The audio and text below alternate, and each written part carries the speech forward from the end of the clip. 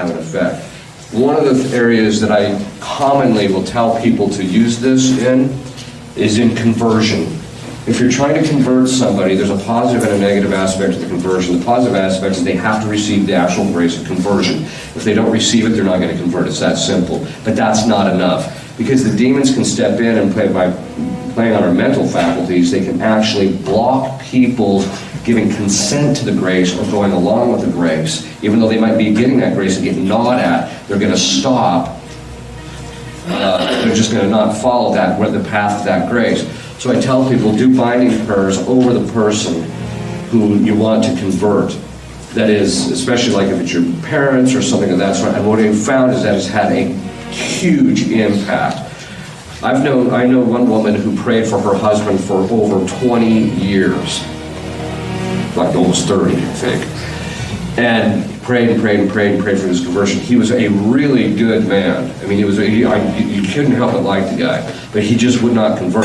So I said, here, we'll start saying this binding prayers against any demon keeping the person from converting. Within the year, he converted.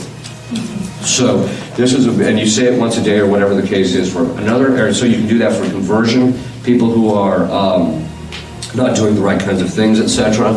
Another area that this is really helpful is when you notice, for example, that your children are engaging in certain kinds of behavior that are inappropriate.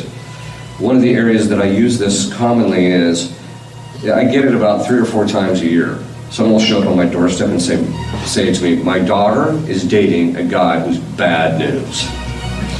And she just loves him to death, doesn't see the fact that he's a schluck. So what can we do to get, what do I do?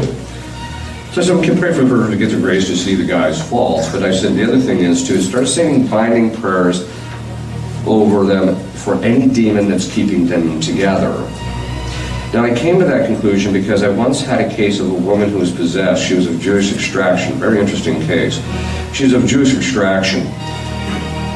The demon was a generational spirit that started with her grandmother. And the grandmother, we found out, was in the concentration camps in Nazi Germany, and that Eva Braun, who was the mistress of Hitler, had put a curse on the Jews in the concentration camps.